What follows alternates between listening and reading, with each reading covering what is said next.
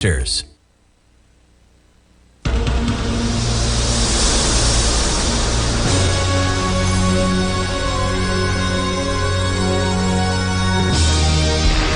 following is a presentation of TFNN.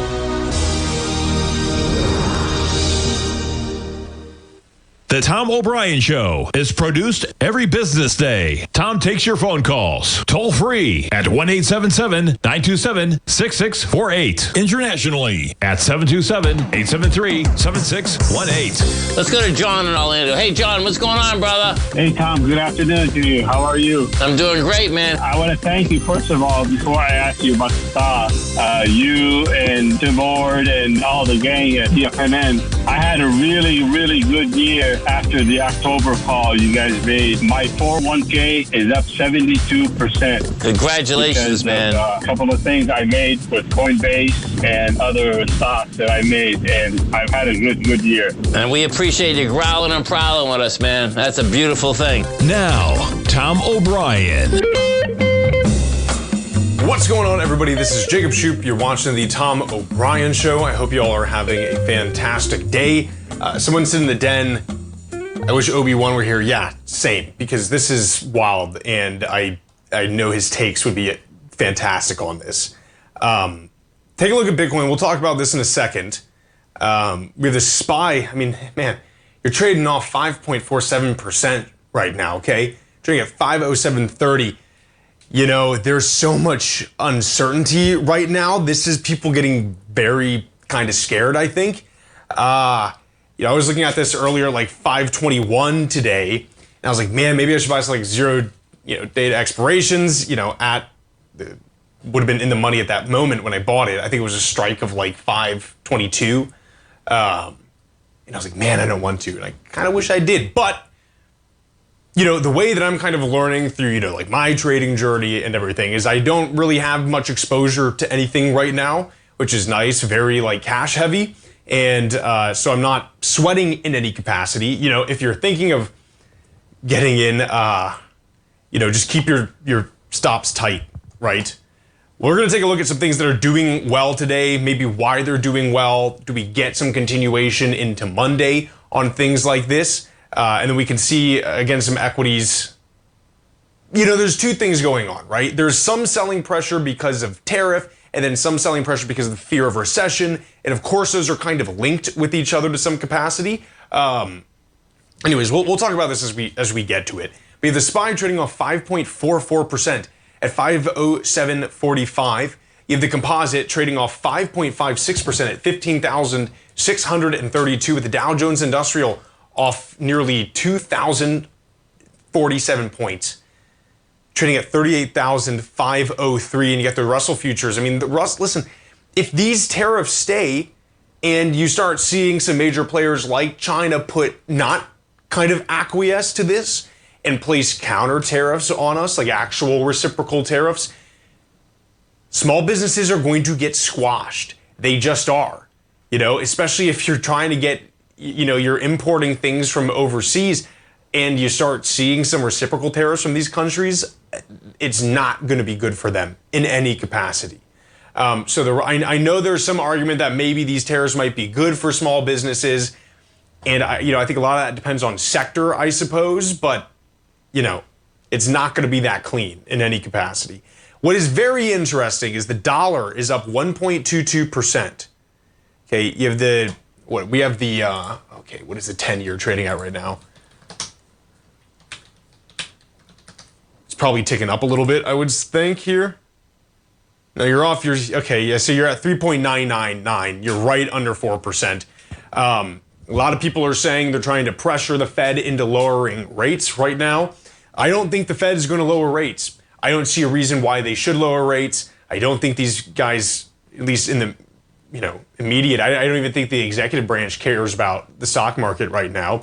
I mean, you had Besant say again, this sounds like a Mag 7 problem, not a MAGA problem. I think you had artificially low kind of 10-year rates here because you had so many people getting out of equities over the past few days and, into safer assets, right? That's what I think you're kind of seeing with the 10-year the price of it going up. So, I mean, yeah, we're hanging right around 3.998%.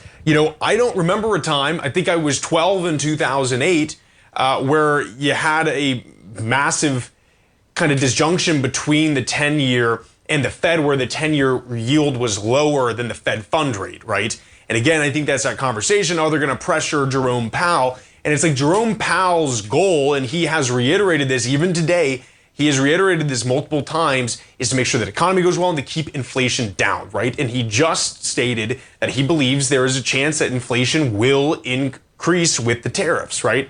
There's this other kind of narrative going around that tariffs are actually deflationary. And it's like, if they completely just squash demand, then yes, of course that's deflationary. But the direct result of a tariff is going to be inflationary, right? And if some of these things are on like inelastic goods, you're going to continue to pay more prices, right? Or higher prices. So again, none of these things are just super clean, right? And so what it seems like what I think is probably going to happen with the Fed is they're going to wait to see when these tariffs are actually imposed, what the price hike is going to be, and is that going to be an initial immediate shock that kind of plateaus from there? Or do you get continual price increases? And to be fair, it's not really clear. I think a lot of people are saying 100% what's going to happen. It's like, nah, this is all part of the plan or whatever it might be, but I don't think that's clear at all, right? And I can give you an example of why I think it's really not clear, because most people then anticipate what those the tariffs that were released. That is not what a lot of people thought they were going to be whatsoever, hence this kind of sell-off, right? I mean, you had a slow sell-off, right, for a while. Of course, you had issues with the yen carry trade unwinding, or fear behind that. You did have some fear of inflation ticking up with the tariffs being imposed, but I mean, nobody was talking about tariffs this way, right? And again, what they're talking about and what they're calling tariffs are just an existent deficit. Yeah, that was completely out of left field in a major way. And so I don't think you can say for certain 100% what the result of these things are going to be. We do know tariffs are inflationary. That much we do know. The Fed is thinking about it this way as well. And I don't think they're in a rush to cut rates to make the Fed fund rate meet up with the 10-year yield. And that's going to be an issue if you get a tick up again in the 10-year yield. I mean, you're going to have problems with some of these housing guys, okay? So, I mean, Tommy called me and we were talking about this. It's very interesting. You have Toll Brothers up right now. You have Lennar that's up now. They're giving back a little bit, okay? Toll is probably about 3.15% before I started, and you have Toll trading off 2.81%. Take a look at Lennar. They're up 3.05%, but this is a little bit lower than what they were trading at earlier today. Look, I mean, the 10-year's ticking above 4% right now. And that's not because people think this is getting better. It's because they know the Fed's probably not going to lower the rates. Anyways, we'll see what happens here. This is crazy. We're getting some buying at the end of the day as well. Yeah, okay, you're ticking up. You're at 510 right now in the SPY, giving a little bit back from that loss. Folks, stay right there. We'll be right back. We have just some more to talk about. Stay right there.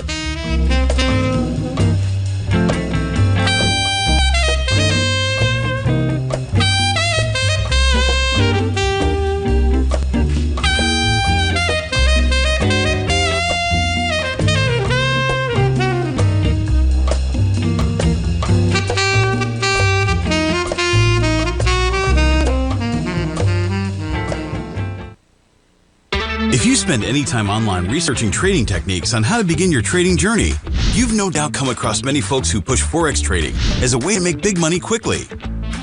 Unfortunately, there are equally as many stories of these so-called Forex professionals just looking to make a quick buck off aspiring traders without actually teaching the ins and outs of the Forex market. This is what sets Teddy Keckstack's The Tiger Forex Report off the riffraff. Every Monday, former Chicago Mercantile Exchange member and author Teddy Keckstack releases his Tiger Forex Report newsletter, where he dives into the complex world of Forex and takes time to actually teach you his methods that have made him so successful in the fast-paced and rewarding world of Forex trading. Furthermore, all subscribers receive access to archived live streams of Teddy's, where he provides university-level education to help you in Forex trading. All first-time subscribers receive a 30-day money-back guarantee. So what are you waiting for? Forex awaits.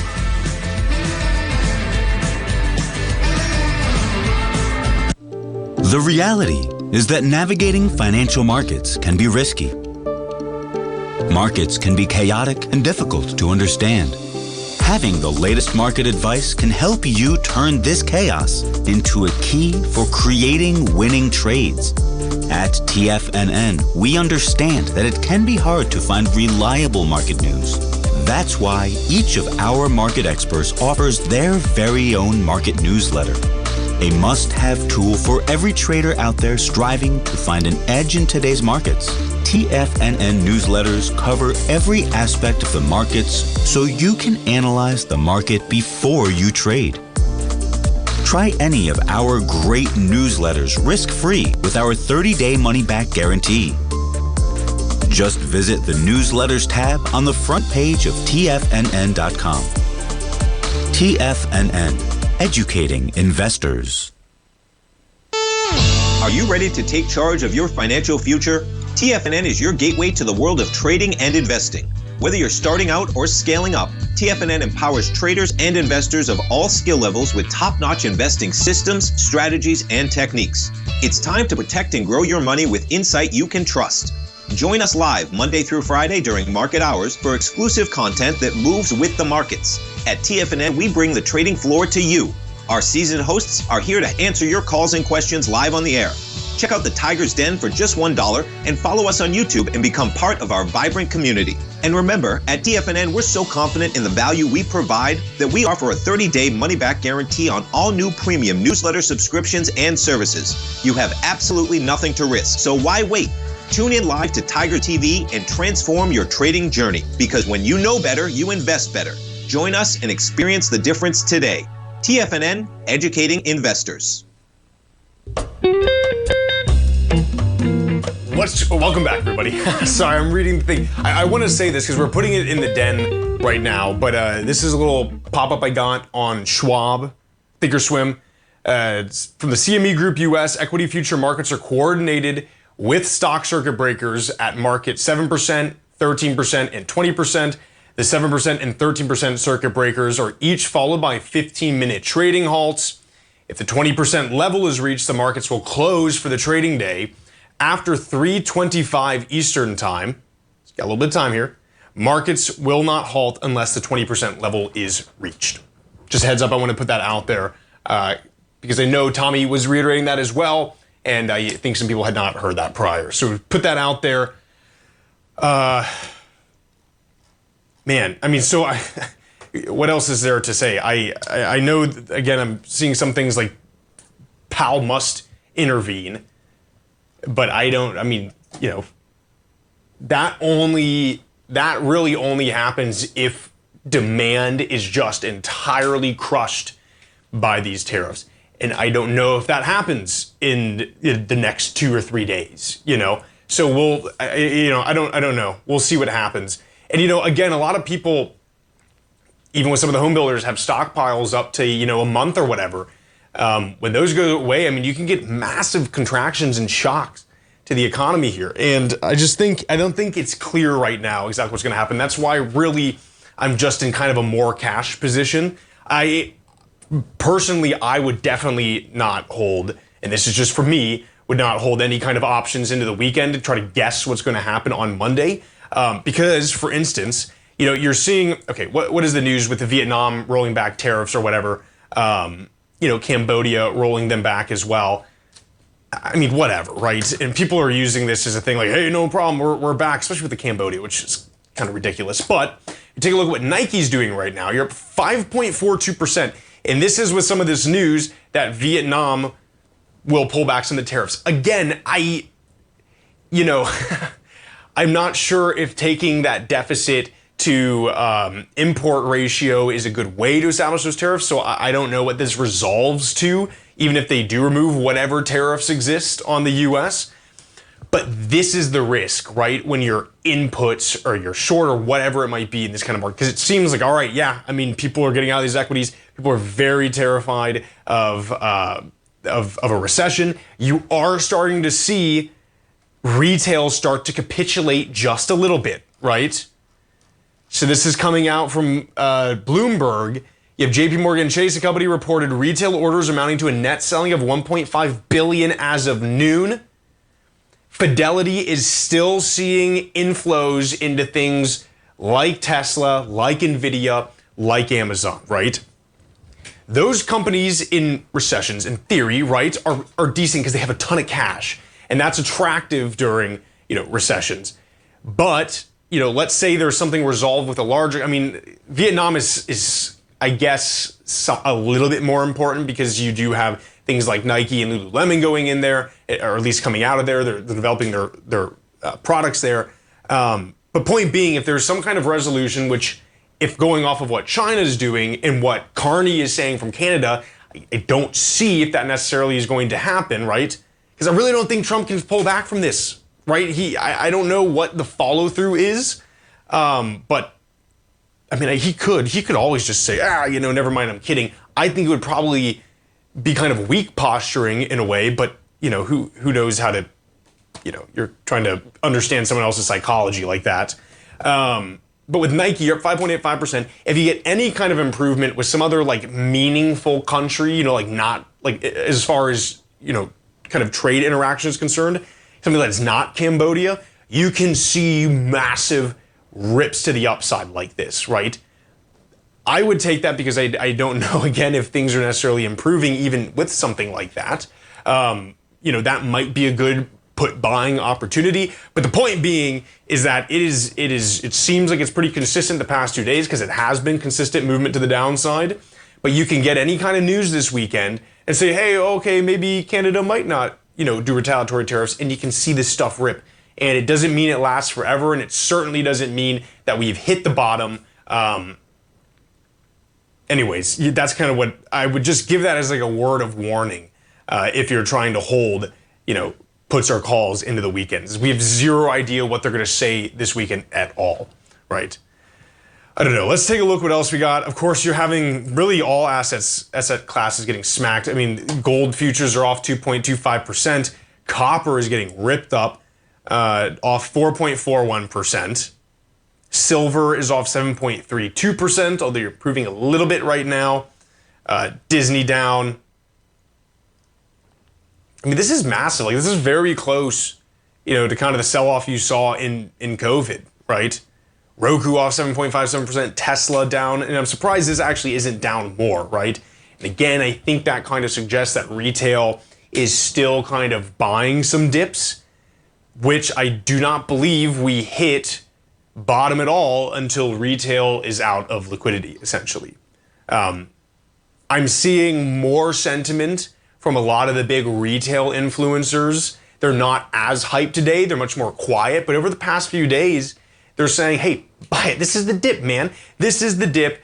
We've sold off too much. And I think people, again, and I brought this up a few times. I was talking with Tommy about it earlier, and he was, we were just discussing it. People are looking at this run up after, this is actually kind of crazy how this chart is moving now. This run up after Trump winning as, we can even look in Tesla, right?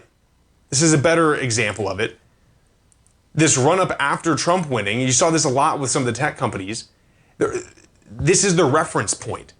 And what I would argue is that is not right. The reference point should have been really right before that kind of Trump bump. Because I don't think this was, okay, think about it, right? Everyone buys these things because Trump wins and he's great for business. And now we're actually seeing, at least right now in the near term, what these policies are doing. And I think that warrants a way lower movement from October prices. This is your gap up and we're kind of just there. You're a little bit lower. You're at what, September? You can get down to August levels here. You can get down to I don't know. I'm looking at this with Tesla at least. But this has remained, again, you're off 10% today. Okay. Yesterday you're only off something like 5%. That's a pretty normal move. Even this is within the realm of kind of normal moves for Tesla. Obviously, yes, big sell-off. But, I still think my point being is I still think retail is pumping in money here. And I think that will probably dry up. If there's no resolution over Monday and let's say over the weekend and conditions kind of continue to break down, then I start seeing retail get kind of freaky. So I don't know. I mean, things that I'm kind of interested in, Palantir, for instance, okay? I mean, that's definitely breaking down. So you're breaking below that kind of support of $80. This still seems somewhat interesting to me. I mean, a 10% sell-off is pretty tough. It's probably catching up for it not selling off in a major way. But you're going to get an expansion over the next few years. And now I'm kind of talking about if this all clears up, what is kind of interesting. Palantir, in my opinion, is still kind of overvalued in a major way, but it seems like the U.S. is going to dump a lot more money in, at least for military spending. Something that I find very interesting about Palantir, and which has always been attractive to me, is how they can communicate with non-government entities. How do they sell, just to common business, right? And we'll talk a little bit about what they're doing and why I'm a little bit excited about that technology when we get back from the break.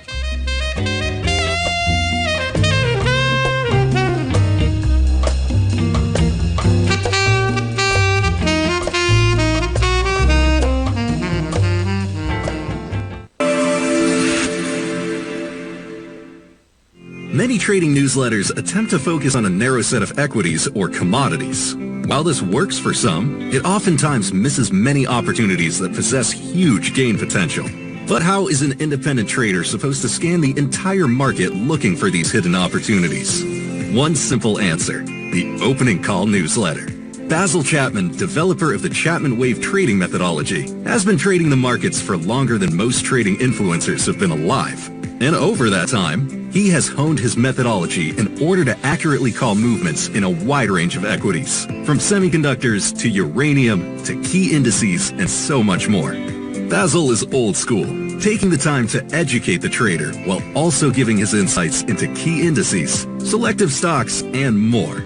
Opening call subscribers also receive access to dozens of educational live streams that can be accessed at any time for your edification.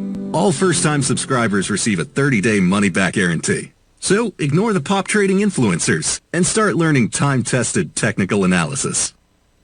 Steve Rhodes started his trading career as a student almost 20 years ago, and the student has now become the master. Steve won the prestigious Timer of the Year award in 2018 and barely missed that mark again in 2019, finishing at number 2 for the year. An amazing accomplishment. Steve Rhodes is committed to sharing his techniques and knowledge with anyone who wants to learn, and he shares his vast amount of trading knowledge every day in his Mastering Probability newsletter. Steve's award-winning newsletter, Mastering Probability, is delivered every trading day with updates throughout the afternoon. Sign up for Steve's market newsletter, Mastering Probability, and you'll receive access to 7 of Steve's educational webinars absolutely free. At TFNN, all our newsletters come with a 30-day money-back guarantee, so you have absolutely nothing to worry about. Visit TFNN.com and try Mastering Probability 30 days risk-free today. TFNN, educating investors.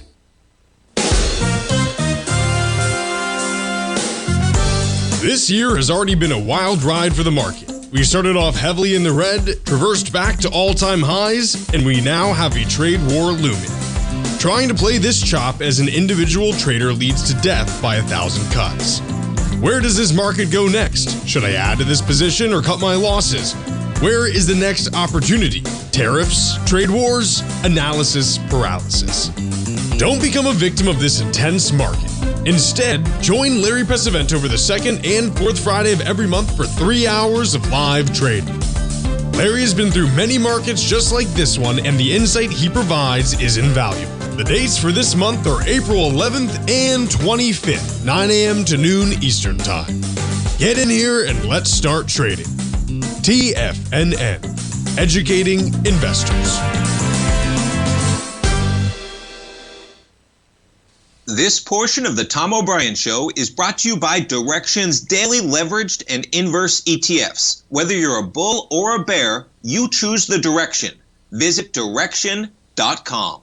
Investing in the funds involves significant risk and should only be utilized by investors who understand the impact of leverage and actively monitor their portfolio. They are not designed to track the underlying index or security for more than a day. Before investing, carefully consider a fund's investment objective, risk, charges, and expenses contained in the prospectus available at Direxion.com. Read carefully. Distributor Foreside Fund Services, LLC. Welcome back, everybody. Jacob Shoup, you're watching the Tom O'Brien Show. Man, if you are not in the den right now, this is our trading room, because I know we have some new viewers for sure. Go to TFNN.com. We're going to talk about BYD in a second. Go to, services tab here. You can also go to the front page. But right here, the Tiger's Den trading room, this is $1 a year. Okay, the only reason we do that is just to make sure we kind of know who's in there. It's for security reasons. Just keeping everyone safe. Front page as well, check it out. We're having a lot of good conversation in here right now. You know, what I was saying is you're seeing a lot of like the big retail guys, just kind of the influencers, right? You have a bunch of them on Twitter, and they made it big because it was kind of straightforward to make money in a bull market. And when you get certain situations like this, it's not so easy, right? So anyways, that's what you're kind of seeing right now. You had Fletch saying, yeah, all the alerts, these guys, far fewer last night. Yeah, of course, because they're losing all their money. And unfortunately, a lot of retail listens to them. I see it a lot. And yeah, another question, Jacob, how are my friends doing that? Trading the stock is their only hope of making it in life? You know, I mean, I've been talking to my friends about this a lot, right? Really since November. And if you guys were listening to me then, you know, I had this kind of inkling like, man, maybe it might be safe to kind of get into cash because we don't know what's going to happen with all the uncertainty. And I was really heavy on that in December and January with some of my friends, and they actually did. And, you know, I mean, of course, you're always risking opportunity in those moments, but if the uncertainty is there, I mean, you know, we're not prescient, right? So I don't know. I think a lot of them are not doing well, JP, if they are still in there. And what I'm going to argue too is a lot of these people who have been buying all the way down because they think this is the dip, and these guys have been very aggressive about it. You know, I mean, I don't know. It's unfortunate, right? Because you want to be upset with them, with people who, you know, are very aggro towards your belief, right? I mean, I've been called tons of names online, and even people I know in real life for being like, I'm not very confident in this stock market right now. But in reality, it's kind of unfortunate, you know? So anyways, yeah, I definitely, you know, if you're long and, you know, I mean, these people are still buying. I mean, you look at Fidelity, still buying Nvidia, still buying Amazon. And listen, I think that's, again, kind of interesting, right? I mean, I still think these things have farther to go down because we really are just trading a little bit under when Trump won. And I don't think, again, that Trump, it seems insane because it's such a large move from the highs. But in my opinion, those highs were just a little too high, right? So when all this kind of settles and we can actually, you know, establish some kind of bottom, I just think it's too soon to say that. Retail still has the money. You have Rural talking. City analysts say they are, quote, nervous that current value at risk shock could see further forced unwinds, right? There's only so much the little guy is gonna be able to take before he's like, dude, I can't keep my money here. You know, and they're gonna start feeling pressures too. Yeah, the liquidity drives markets, and if, you know, these retail guys, like in their personal lives are getting stretched, I mean, they're not gonna keep this thing in here because they're getting beaten constantly, right? Yeah, I don't know. I still think I'm not confident that we're at a bottom here. I know you're getting some movement and give back right now, but you still got some time left in here. We got about 26 minutes left in this trading day. Palantir, let's talk about this. Kind of, and again, when I'm talking about these equities, if I say they look somewhat attractive for certain reasons, it is not because I'm buying them right now. I think I've made that pretty clear, but I just want to say that. But, you know, Palantir's off 9.52% today. Of course, you're getting an expansion in spending from the government. Okay, I do believe that Palantir will probably be pretty dominant going forward, especially with this AI build out that the government's seeing, or at least trying to push for. There is a massive push as well under Hegseth in order to create. Now, I think it is some academy that the Space Force, and this is just getting mulled around, right? But the Space Force is looking to create almost like a university in a sense, you know, like how you'd have with the Army or you know, Navy or whatever it is. And they want it to be one of the top research facilities in the world, right? So very interesting kind of stuff. There is a clear push from Air Force and in Space Force as well, and to some extent the Navy, to really start updating, right? I read this one paper from an admiral a little while ago. It was actually kind of like a polemic on the rest of the military. And, they had spent a bunch of money using building out directed energy weapon capabilities, and they never applied it, right? And he's like, I don't understand what we're doing. He's like, we're dumping all this money into some relatively advanced stuff. We get it, and then we never apply it, right? I think things might be a little different. It's hard for me to even say, but under Hegseth or whatever, at least some of the ways they're talking about it are different. And I do listen to these guys talk like all the time, right? Just because I want to get a beat on kind of what they're thinking. But something like Palantir, building out U.S. military capabilities utilizing AI is extremely important. But Palantir getting in and exposing themselves more to, just kind of enterprise companies, I think is also very valuable for Palantir in the long run. And it is super neat what they're doing with their suite, right? Where you're getting into something now what's called vibe coding, right? In the past, you have leet code where you're sitting there and really just typing everything into the terminal and you're running it to see if it works. And now you're getting into what's called vibe coding, right? Which is where you're prompting a large language model to essentially write code for you, right? And these things are getting good. And it seems like Palantir's is getting pretty decent. I'll give you an example as well of a program called Postman, which is very fascinating. You can write something, say, in like Python or whatever, C#, and then you can ask that to translate it into, like, let's say Rust. And I don't know necessarily how great it is, but something like if you know how to code Rust, that you can demand a pretty high price for your services, And so if Palantir is seeking to really start building out a vibe coding suite and selling it to businesses, why not? All of us could vibe code. Of course, you got to kind of understand what you want for it to do, but that's just more, straight out logic. You don't need to learn syntax or anything like that. So, it decreases that barrier to entry for a lot of people of pushing out code. So Palantir is very interesting to me for that reason. I think it has held up relatively well, all things considered. I could see a future, and again, I think there's some issues with balance sheets. I think there's some issues with just financials in general, but then also the way it's valued right now. I think this is like a very high price to equity ratio. And we saw with their last 10K, only roughly about 40% of their revenue came from operations, right? And so it's tough to say right now, but something to keep on your radar. We'll talk about some other equities that I think are kind of interesting if these tariffs persist, if we do go into a recession, and some that I think are just completely sold off and might be attractive right now. So stay right there, folks. We'll be right back.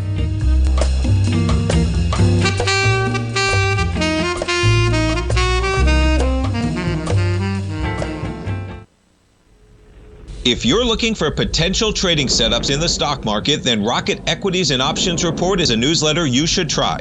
Tommy O'Brien delivers options and equity trades when the markets present them, using a combination of fundamentals and technicals. Sign up for Rocket Equities and Options Report today with a 30-day money-back guarantee so you have nothing to risk. For all the details and to start your subscription today, visit the front page of TFNN.com.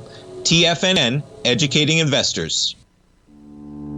For traders who crave risk, Direxion's daily leveraged and inverse ETFs provide opportunities to magnify short-term perspectives with up to 3 times a daily leverage, utilize bull and bear funds from both sides of the trade, and trade through rapidly changing markets.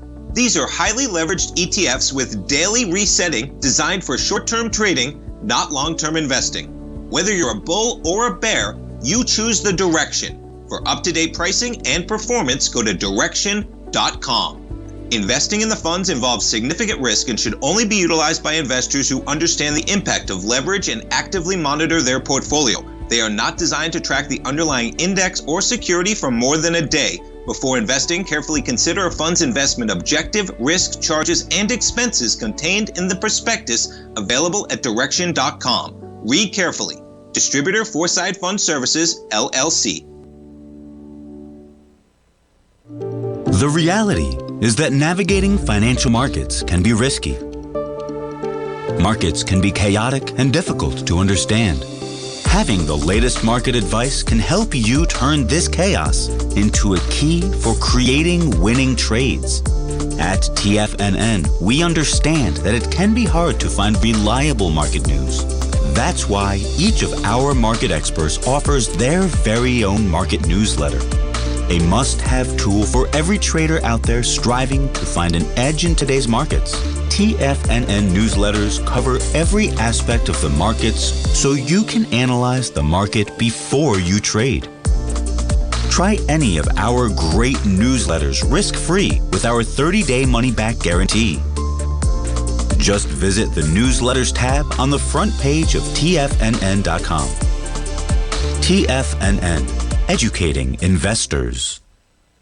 TFNN has launched the Tiger's Den, hosted at Discord. TFNN has been educating traders for more than 20 years with live programming hosted by a variety of professional traders during market hours. The Tiger's Den, available to all tigers and tigresses for just $1 for the year. There's no catch or added costs when you join our community of traders. Sign up today and become a part of this educational community of traders. Just visit the front page of TFNN.com.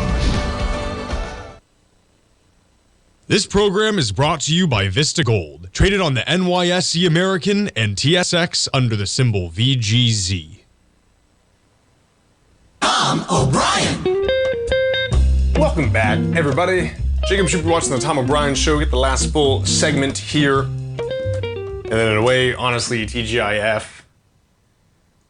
Let's see what else. Okay, so some equities I'm looking at that are very interesting. I mean, okay, if we get the recession, it affects us in a major way. If you get, you're seeing a counter trend, well, not a counter trend bounce, you're just seeing a movement up in the dollar right now, so this kind of goes away. But if the dollar keeps depreciating, you get some exposure, outside of the US. One I still think, as funny as that is Nebius is still kind of interesting, right? Because they operate very heavily in Europe. Okay, you're off about 6.94% in that. Okay, you have OVH as well. That's up 20.26%, probably, I would reckon, on that concept. There was a credit down rating by Fitch in China, obviously increasing public debt, makes sense, right? They're trying to pump a lot of cash right now into their economy. Obviously still massive exporter to us in a major way. Can they be more resilient with this new middle class, right? Have they been tested in a major way yet in something like this? So, you look at something like BDDY, if there's enough stimulus there, and again, we're just kind of shooting it right now, right? But, that still seems kind of interesting, off 7.69%, and then BABA as well. And we're gonna have to follow that a lot more closely, right? Like, do we see a massive change in consumer sentiment in China? Can China expand elsewhere? It seems, if I were the glorious CCP, I would kind of start trying to talk to some of U.S. American allies or trade allies and be like, hey, forget all this, man. And of course, the U.S. is still the largest consumer market, right? So, that's really what Trump's leveraging in a lot of ways. But there's now been dialogue and communication, between China, Japan, and South Korea. That is crazy. If you know anything about the Second World War, you would know that that's an insane, and really the fallout of that culturally since then. Those South Asian countries don't really get along in a lot of ways. So it's pretty fascinating to see something like that, and I could absolutely see China trying to get in and kind of take advantage of stuff like that, right? And again, the way that Carney in Canada is posturing, it doesn't seem like he wants to acquiesce in any capacity, And then at least, some equities I think are really getting sold off in a major way. CCJ, this is starting to get to a point where it is pretty appealing. We're getting down near that double bottom. There you have 35.43 of the low. And then, of course, what are we trading at, right? Like 35.67 or whatever. There's a lot of uncertainty to where new uranium contracts aren't being sold. I think one of the risks that exists right now in global uranium, it could be the Chinese flooding. I think they've done that in the past. But there's a lot of uncertainty to where you're not getting, they had a big conference, right? And so a lot of people are speaking about, hey, like people who run nuclear reactors, that we're not really selling out any new contracts. The contracts exist, initiating any new contracts with suppliers. Per that whole kind of meeting, it seems like there's enough contracts still in existence to kind of get us through 25 and 26. And so we'll see what kind of happens later there. But I mean, this is an attractive kind of level for Kamiko right now, I believe, around 38.07. And so if we do hit a pretty hard bottom or floor, this is when I definitely am looking to add. And then with Chinese tariffs, again, if those persist, and I think one of the ways that Trump said he would get rid of the Chinese tariffs if they sold TikTok to us, I don't know. I don't know if that'll happen. But Energy Fuels Incorporated, right? So they're building. So one of the things that China is doing is kind of limiting our ability to receive rare earth materials, right? And you have Energy Fuels. We spoke about this yesterday, partnering with Chemours to basically expand kind of critical mineral infrastructure within the U.S., which is very appealing. Now, of course, if you get into a massive recession, which we're not necessarily there yet, there's still more to go, right? But then again, I also want to bring up MP with critical and rare earth materials, right? Neodymium, very big with them. This is a nice sell-off in MP, right? So, and those are the guys. Those are the guys for critical rare earth materials in the U.S. Of course, Kamiko is a Canadian company, and they do have uranium out in Kazakhstan in the Inkai mine, so you have some weird exposure with that. But at least within the U.S. for critical materials, you're looking at MP Materials and Energy Fuels, which is Quad U is the ticker there.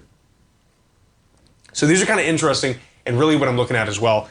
With NVIDIA, I think they have some tough exposure with, Nebius One, but also CoreWeave.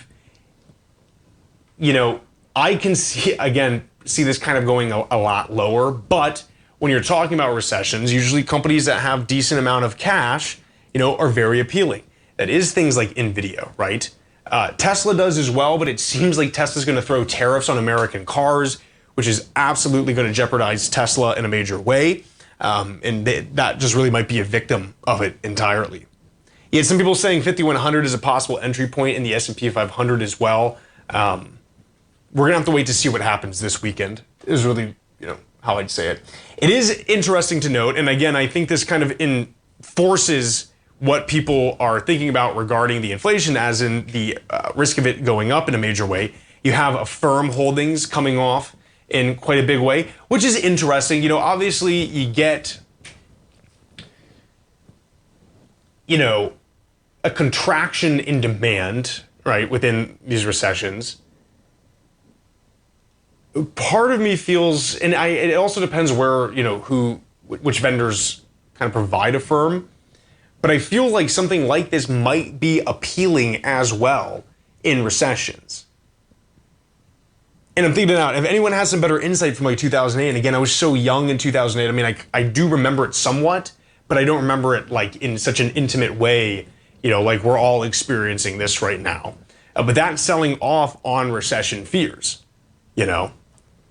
Something that's interesting. Let's talk about Bitcoin. This is super unique. Like super, super unique. Because if you remember what kind of my thesis has been on the show, is that this is getting treated exactly like a risk asset, right? And so when people are afraid of equities, and so equities get pumped, it's a little bit saturated, that flows over essentially into things like Bitcoin. This is a deviation from that kind of trend that we've seen. And I wonder if people are afraid of, say, something like a devaluing of the dollar or whatever, and they want to get exposure outside of the US. This is super fascinating. And for all of you Bitcoin maxis out there, and I've definitely had my share of talking negatively, at least on, I think, the thesis a lot of people have regarding Bitcoin. This is good. That is actually very impressive. I don't know if that holds. And to be honest, again, we can only kind of, hypothesize why this is going up today. But it might be because people are viewing it as a way to get out of exposure of anything US, right?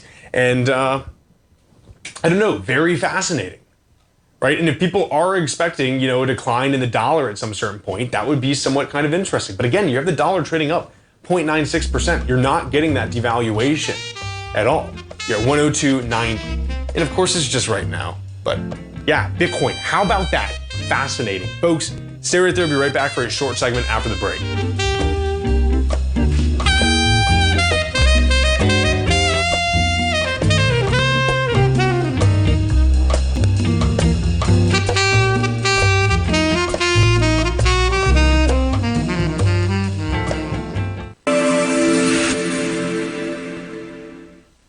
Many trading newsletters attempt to focus on a narrow set of equities or commodities. While this works for some, it oftentimes misses many opportunities that possess huge gain potential.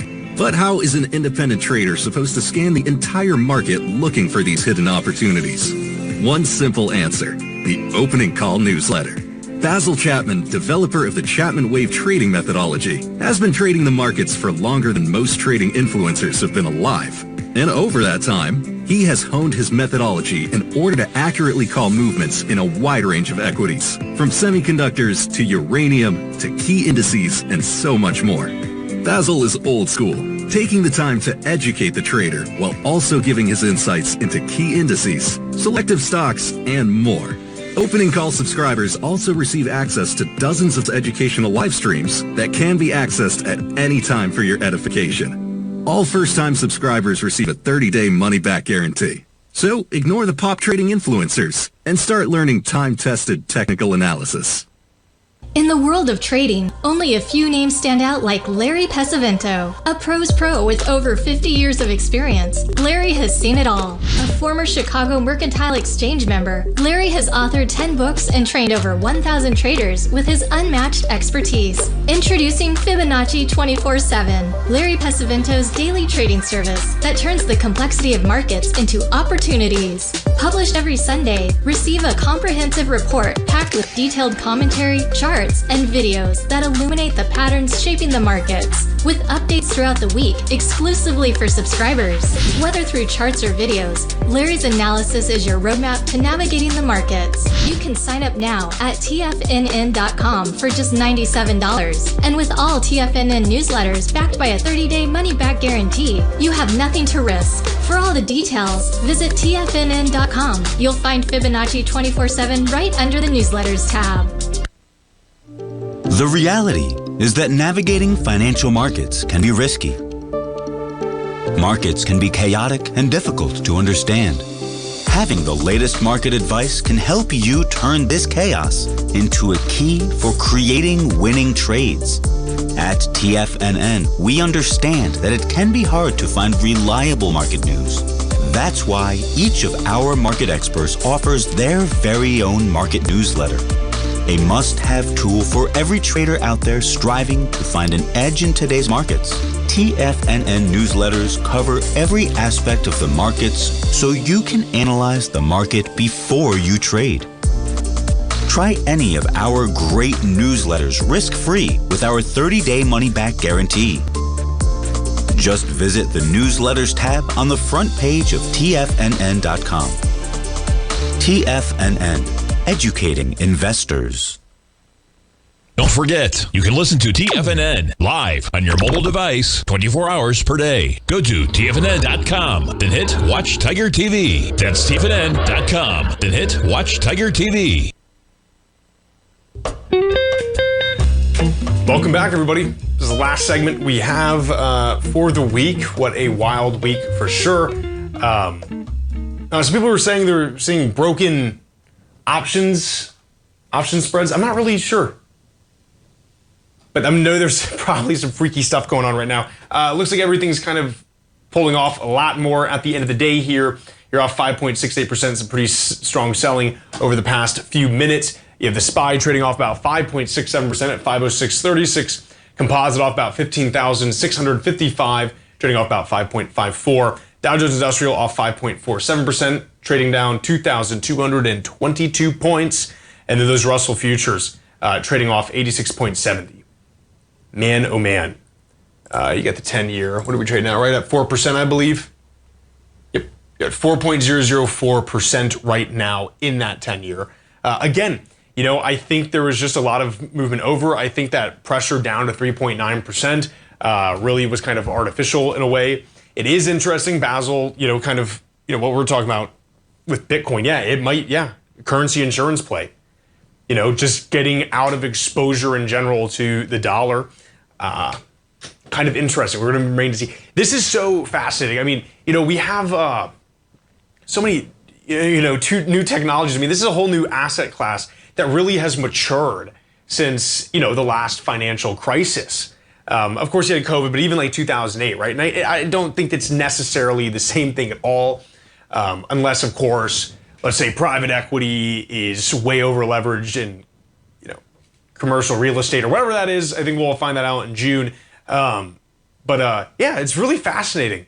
This is all new stuff. I mean, again, from, just kind of like an academic perspective, like I wonder, what some of my old college professors would be saying about this. Tesla trading off 10.33%, trading below 240 right now. Folks, thank you so much for joining me today.